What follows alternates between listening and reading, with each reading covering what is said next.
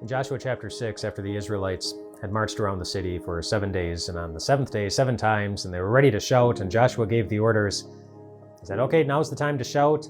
The Lord has given us the city, and we are going to dedicate everything in it to him. He also told the Israelites to remember something. Do you know what he told them to remember? Rahab. Do you remember Rahab? Joshua had originally sent some spies into Jericho to scout it out to see what they were up against. And the spies needed help when they were inside the city, and Rahab is the one who gave them help. She kept the spies hidden until the people who were looking for the spies were gone and sent them back. But before they left, she asked them a favor. She said, would you please remember me and my family and save us on the day that you come in to take the city? And they assured her that they would remember her. If I were in her position, I think it may have been easy for me to wonder if they really would.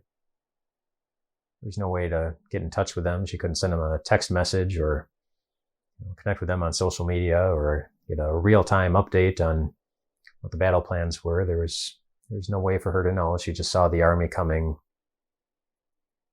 and she had to trust, or at least hope, that they would remember her faithfulness to them. And they did. And it was a reminder that God did too. That he saw her faithfulness to God's people. And he remembered. Just like he remembers yours. Being around other people is wonderful in a lot of ways. They can fill you up. They can make you laugh.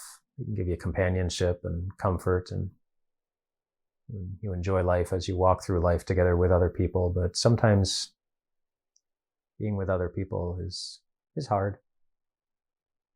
Sometimes your faithfulness in loving them and caring for them seems to be unnoticed, maybe unappreciated. Sometimes the things that you do day after day after day for the people that you love, because you're doing them day after day, they become just part of the daily routine. And so to them, there doesn't seem to be anything all that special about it, but you know there is. It takes effort and energy and a determination to be there day after day after day for your parents, for your children, for your friends, for your community, for your spouse. And sometimes they might notice and say thanks, and sometimes they might not. Whether or not they do, what Joshua did for Rahab is what God does for you. He remembers your faithfulness. Jesus himself said it. He fast forwarded to the end of the world and the time when God would gather his church up with him and to be with him in eternity.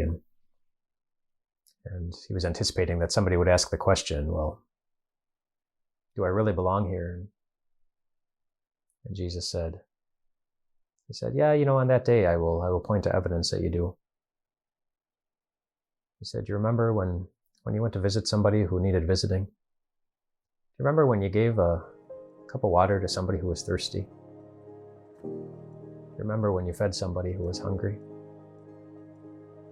You remember when you put clothes on somebody who needed clothing? Do you remember when you faithfully cared for somebody else?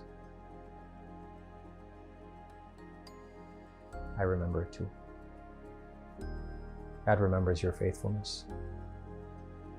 And it brings him great delight to assure you that he will be faithful to what he has promised, and caring for you for eternity, and faithful no matter what it costs him, even if it means that he's the one who has to go hungry and thirsty and naked as he hangs on a cross and covers the full cost of what it would take to keep that promise.